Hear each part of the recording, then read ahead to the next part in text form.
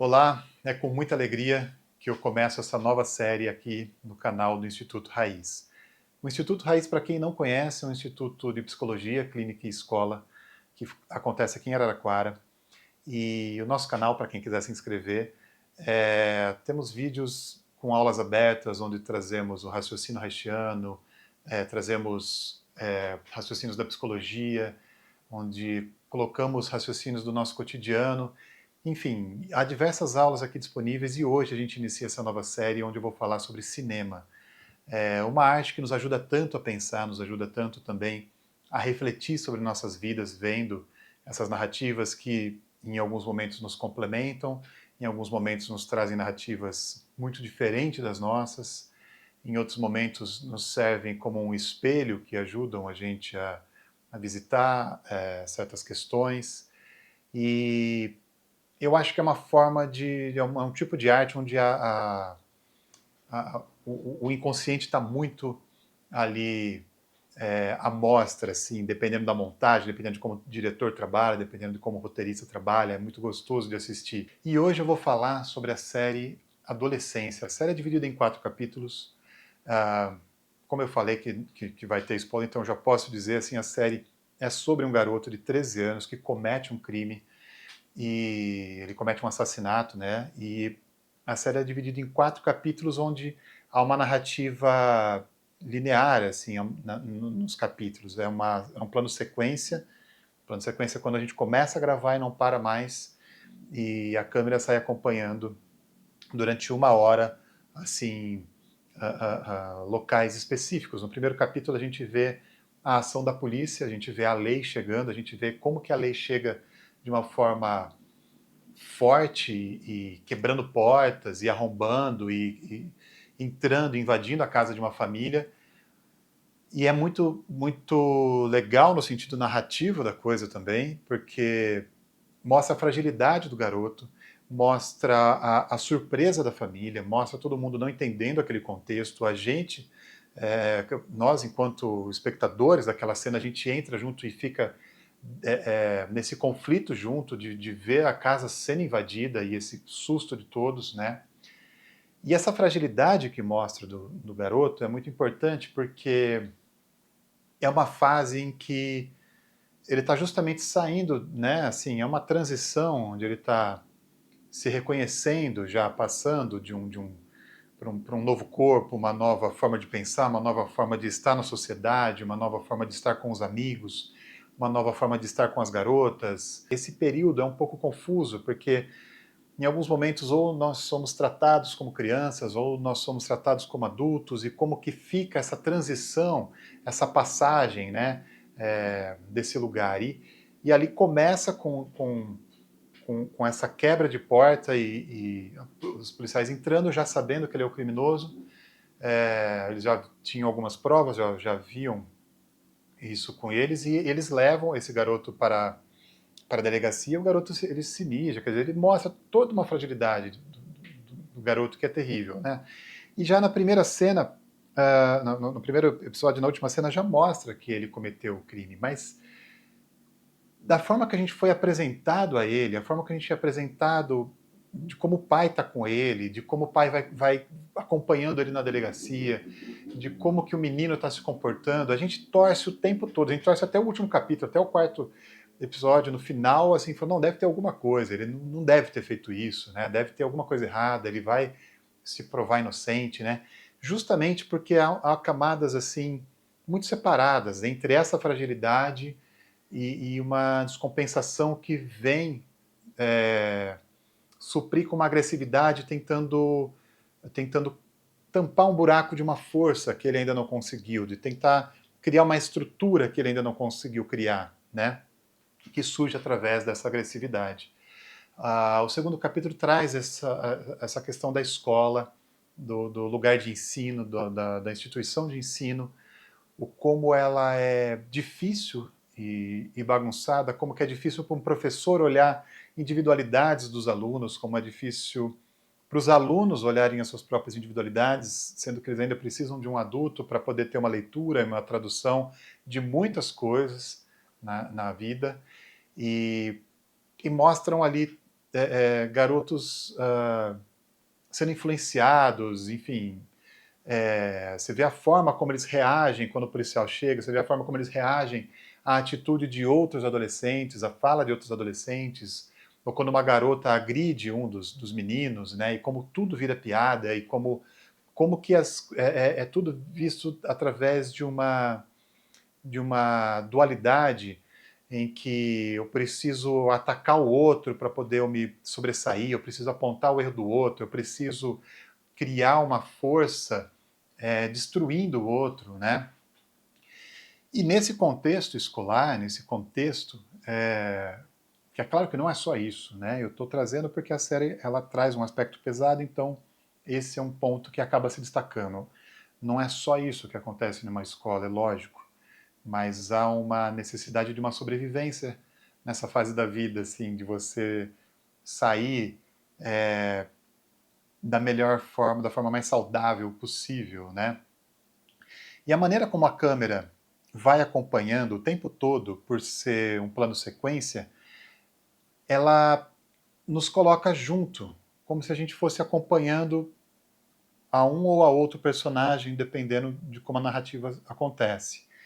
Então há momentos em que algumas falas elas nos parecem pesadas e a câmera não necessariamente está focada em quem está falando, né?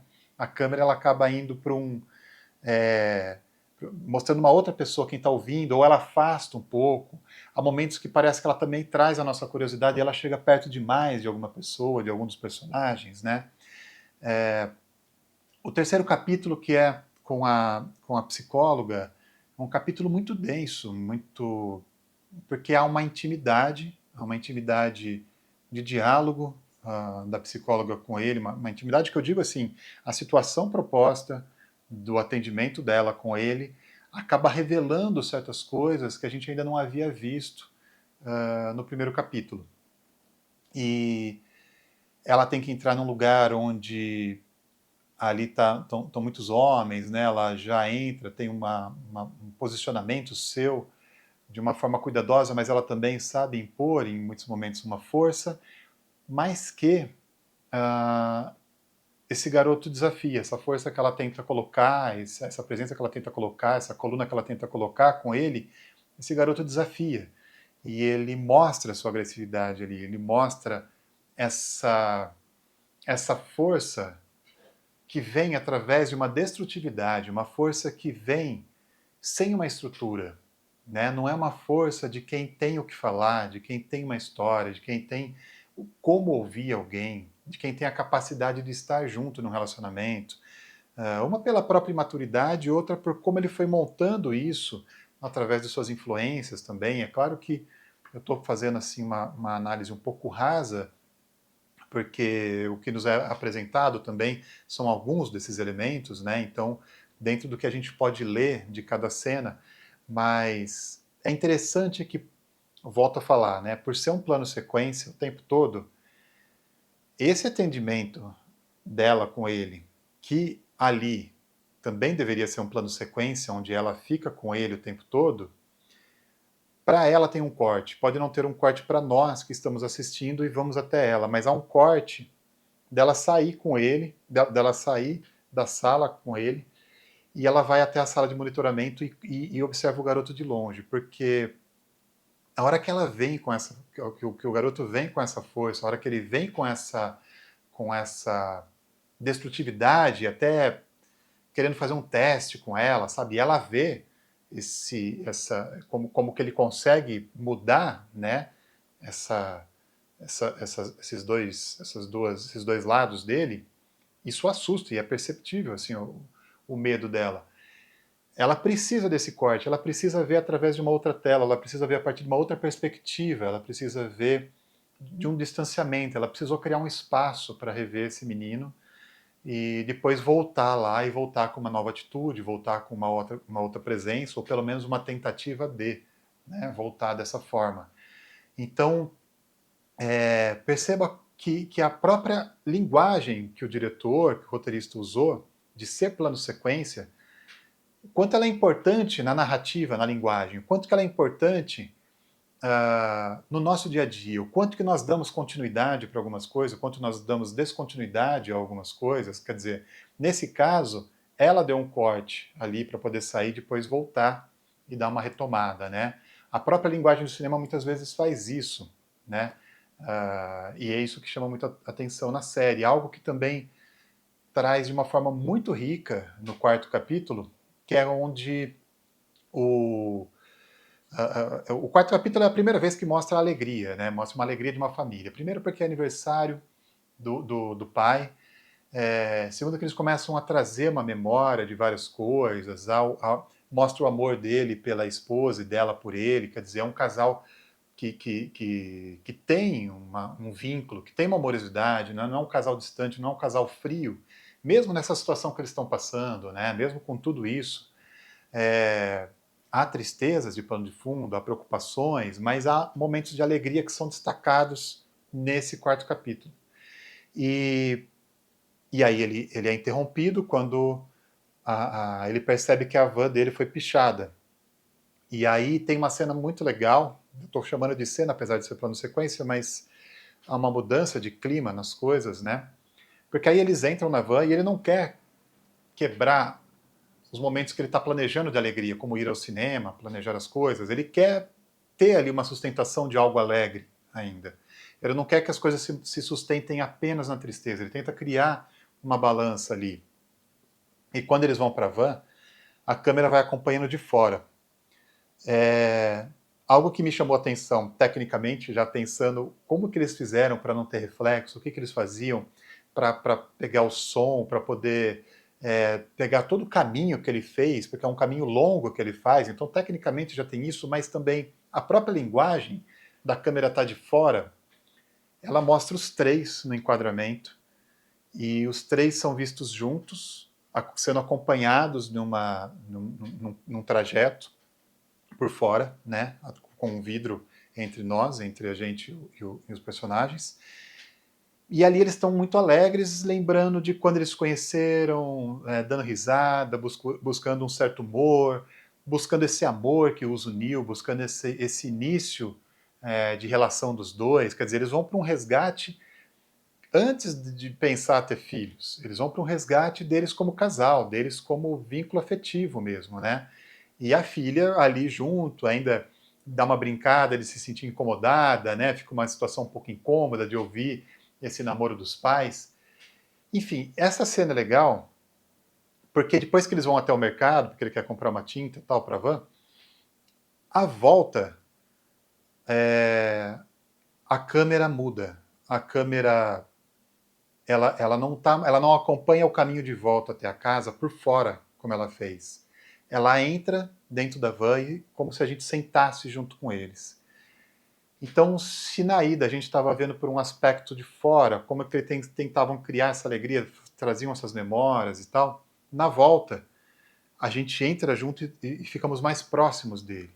E nos tornamos o quarto passageiro dessa van, que não dá, né, para pensar de outra forma que o quarto passageiro seria o garoto, o quarto passageiro seria o menino, né? É, e possivelmente ele estaria sentado atrás, eu não sei, mas alguém estaria sentado atrás, nesse caso fomos nós, sentados atrás, vendo, né, os três ali na frente, fazendo o caminho de volta, quando eles justamente recebem a ligação do menino. E um susto do garoto, a hora que ele sabe que ele acha que ele está falando só com o pai. Ele liga para dar os parabéns para o pai e também para dizer que ele vai confessar o crime, né? Uma confissão extremamente triste, assim, para um pai receber, para uma família receber, e ele não sabe que a família toda está ouvindo. E nós estamos juntos na van. Nós não estamos mais do lado de fora, a gente está sentado junto. E se a gente está no lugar dele, a gente está só ouvindo a voz dele, ele não está em cena, ele não aparece. O que aparece é só a voz dele, mas a gente se coloca mais uma vez como um membro da família ali junto, sentados na van, indo de volta para casa, com uma atmosfera totalmente diferente da ida, que já estava conturbada, lógico, já havia uma tristeza, já havia tudo isso, mas ele volta de uma forma ainda mais densa, com o choque dessa conversa, com a forma como ele traz, como havia ainda uma última esperança de que será que não foi mesmo? Porque a gente não quer acreditar. As provas foram dadas logo lá no começo, no primeiro capítulo, e a gente não quer acreditar, a gente não quer acreditar que ele fez isso, a gente não quer acreditar que junto com essa fragilidade foi construído algo tão forte assim. E a última cena, já falei, né, que eu falaria até a última cena ela nossa, é tristeza, aquela hora que a gente já está aos prantos todos, né, todos nós já estamos assim, super envolvidos com a emoção do pai, com a emoção da família, mas chama a atenção como que era tratado, ou pelo menos simbolicamente, não dá para saber, não dá nem para julgar, essa transição do garoto, porque havia um ursinho que parecia uma coisa ainda infantilizada, sabe? Tudo bem ele ter um urso no quarto, o ursinho dele, às vezes de memória de criança, tudo bem, mas também dá a entender como que foi construída essa estrutura biológica, essa estrutura psíquica, essa estrutura educacional dele, para ele se constituir, para que ele tenha uma força e possivelmente uma agressividade sem uma destrutividade, sem que ele tenha que entrar numa discussão para matar ou morrer, porque esse é um diálogo que parece ser fortalecido ali, né? Você entra numa guerra como se fosse matar ou morrer, ou você vai sair vivo porque você matou alguém, ou você vai ser o morto, ou você vai ser o excluído. E muitas vezes a gente pode mostrar nossa força colocando um limite, nos colocando como presença, nos colocando como alguém que possui uma força estruturada, né? Que não precisa matar ninguém para se manter vivo, né? E esse ursinho sendo coberto me pareceu ali ainda algo muito frágil dele ainda sendo coberto pelo pai, uma cena extremamente triste, né? E aquele papel de parede ainda no espaço, ainda essa coisa solta. É claro que quando a gente vai para o cinema, quando a gente vai tratar de uma linguagem, a gente acaba interpretando todos os elementos que estão na cena, né? O porquê que usou uma determinada cor, o porquê que usou uma determinada câmera. Então, por isso que eu estou trazendo isso, estou trazendo esses elementos, né? Quer dizer, não foi à toa que resolveram pôr um urso, um determinado papel de parede, ou porque escolheram essa câmera acompanhando o tempo todo uh, uma narrativa flutuante, assim, né? Que a gente não acompanha só um personagem, mas a gente vai passeando por ali em um tempo real, em um tempo em que não há corte, em um tempo em que não há edição, mas que a gente pode perceber algumas perspectivas conforme ela passeia pelos corredores, pelas ruas, ou mesmo nessa entrada e saída da van. Há muitos aspectos a serem analisados do filme, e eu não sei se eu consegui ser claro aqui em alguns momentos, mas é o primeiro vídeo dessa série de filmes que eu irei trazer aqui. Eu peguei o Adolescência, espero que tenha trazido algum elemento para ajudar a construção disso. É um assunto muito complexo, minha ideia não é ficar tratando da adolescência em si, mas refletir sobre algumas coisas e como se trata de uma série de vídeos que eu irei gravar sobre outros filmes também irão complementar esse raciocínio, outros filmes também irão complementar o raciocínio da nossa natureza humana, já que o cinema fala da natureza humana e nós estamos aqui para poder refletir junto, certo, Mar? Então a gente volta em breve com um novo filme, uma nova reflexão. Obrigado por acompanhar aqui esse primeiro capítulo e até a próxima.